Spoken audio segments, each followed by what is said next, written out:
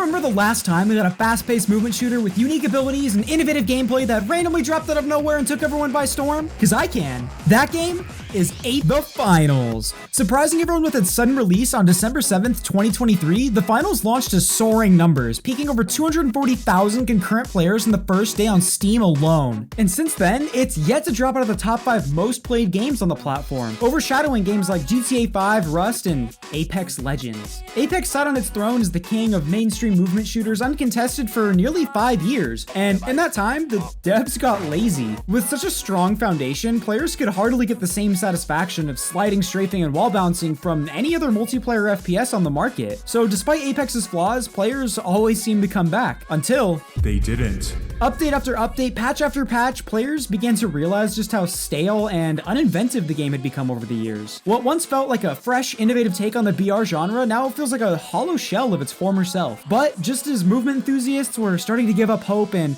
reluctantly reinstalling Apex, someone smiled on us from above. The second coming of movement was here. All of the devout movement players who resisted the temptations of scripts and configs were saved and ascended to a better place where their time was better rewarded. The Finals. A game with the foundation to finally take on the king. And though a winner is yet to be decided, we may soon find out if there's room for 2 mainstream movement shooters to coexist. But before we can say for sure, we first need to answer, will the Finals kill Apex Legends?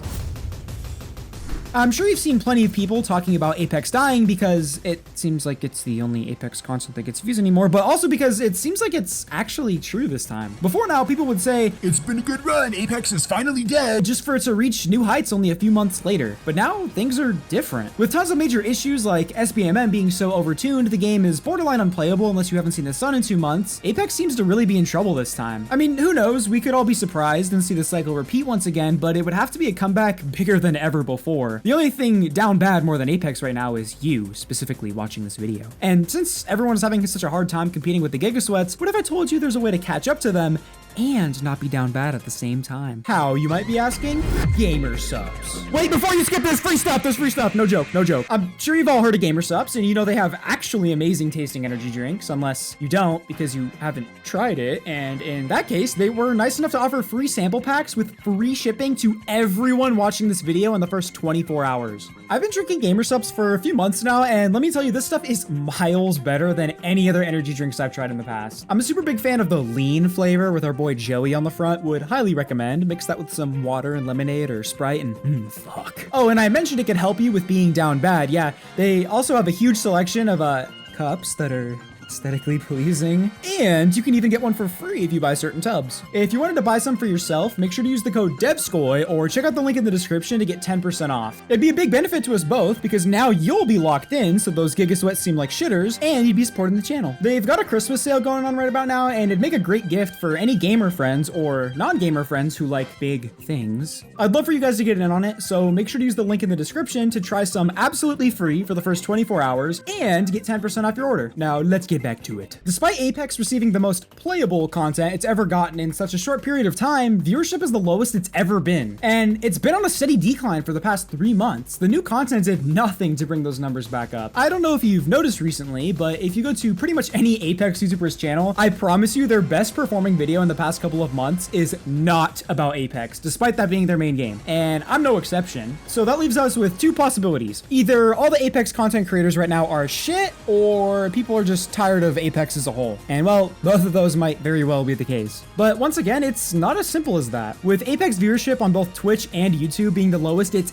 ever been, you'd think the player numbers would be just as low, right? But that's not really the case. On Steam, the numbers are slightly down, but they're nowhere near the lowest they've been. So then we get a bunch of people saying, Apex isn't dying, you're just clickbaiting for views. But there also seems to be a correlation between people who think that and being delusional, so I don't know. The cause for concern comes from the fact that the player count has been trending downward for nearly 5 months. This is the longest Apex has ever gone without a positive month, and the only month with a lower player count than right now was June of the same year. And now the Finals is here to take away even more players from Apex. But how can we be surprised? The solo queue experience is terrible, SBMM is way too tight, ranked is extremely unfun, and wait a minute, I think I might have figured out why people are quitting. Think about how many times you've heard people complain about those exact things over Apex's lifespan. That number's probably in the thousands seasons, right? So it's almost like these issues have been left unresolved for almost 5 years. And now that another mainstream movement shooter is on the market where the devs are actively patching the game weekly and listening to the community, it's almost surprising we put up with Apex for so long. But in the current gaming market, what else are we supposed to play? Warzone? Now the big question is, will the finals actually stick around? It certainly made waves on launch, but so did Hyperscape, Multiverses, and Halo Infinite. So what can it do to avoid the same fate as these games? Well, the biggest issue all these games had on release was a lack of content. There wasn't much to grind for outside of paid skins, and all three of those games waited nearly 2 months to add anything, and by that point everyone had already moved on. Yes, I know there were other issues, but I'm not going to focus on those right now. The finals, however, seems to have a decent amount of content on launch. There's lots of weapons and gouges to unlock, they've got free cosmetics, they have ranked, and an okay selection of game modes. But the finals is in a weird sort of limbo. It's still too new to say for sure if it has what it takes to solidify itself in the mainstream. It definitely has the potential to do something great, but now it's really just up to the devs if they can follow through. Apex didn't have a crazy amount of content on release. There wasn't even an official ranked mode for about 5 months, but the devs managed to use the potential of the game to their advantage. Some of you might not remember, but when the game had its surprise drop, basically every streamer in existence was paid to play the game for a while, bringing in more players than they otherwise would have. And when those numbers naturally started slipping, they dropped some new solid content to bring people back. However, as time went on, the bar for new content was set higher and higher, and now simply adding a new item, map change, or even a whole legend doesn't guarantee a new peak in players like it used to. Now, with the finals, all we can really do is wait and see if the devs deliver like Apex used to. Embark Studios isn't the powerhouse that EA is, so they can't just afford to throw money at all their problems, but on the other hand, they aren't EA. That means there's hope for another studio that doesn't base all of their balance changes and new content solely on making as much money as possible. But people's hatred of EA alone isn't enough to guarantee the final sticks around. One of the biggest issues with the game, in my opinion, is their core game mode feels a bit gimmicky. I'll definitely say it's something pretty new and unique, sort of like how BRs felt back in 2016, but personally, I will always have an issue with first-person shooter games where kills don't have much impact on who wins. It feels like it defeats the point of it being an FPS, and that's the biggest problem I have with the finals. I've had plenty of games so far where I felt like I played super well, you know, I got 20 plus kills and died maybe once or twice, but I ended up losing just because someone else stole the cash out at the last millisecond. The best comparison I thought of is it's sort of similar to Control in Overwatch. You know, 2 teams fight over an objective and the winner claims it. You have multiple fights of it going back and forth, and whoever gets it to 100% first wins. And in the finals, it sort of functions the same way, but you only need to win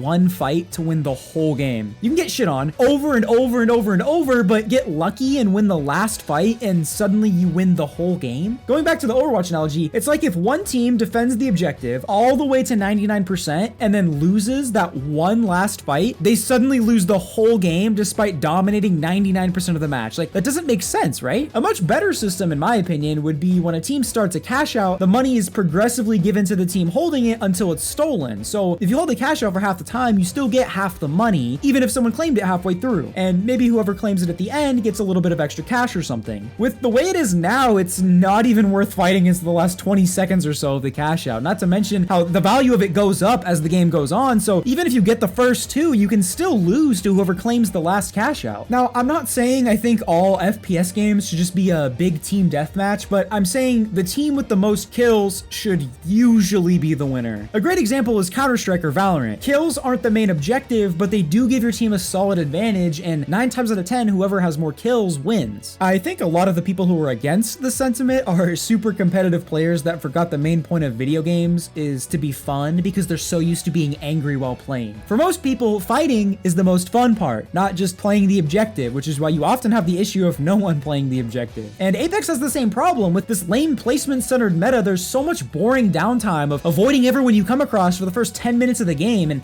Oh, it's supposed to be competitive. You're supposed to go for the win. but that's fucking boring, dude. I don't care. The reason I played so much back in season 12 was because you were rewarded for getting kills, and that was fun. And I'm not an ALGS pro, and I don't ever plan to be, so I don't give a fuck about the game being super competitive, and I'm sure most of you agree. I just want it to be fun. And the past couple seasons have been boring as fuck. That's why the finals is such a breath of fresh air. All they need to do is just add like a TDM or a true domination mode, and it'd be fucking sweet. sweet. Apex, on the other hand, is far from the point of no return. The devs have doubled down on placement being more important than kills, even in pubs. The SBMM is atrocious. Like, I don't know. I really hope the finals sticks around because they could easily succeed where Apex failed. And if they actually claim their spot in the mainstream, it'll give Apex a reason to start trying harder. Just imagine we could have two super fun, fast-paced movement shooters to pick from. It'd be insane. Gamers are so starved that the thought of only 2 playable games makes us rabid. It's still early to say for sure if the finals is gonna stick around, but I can say for sure.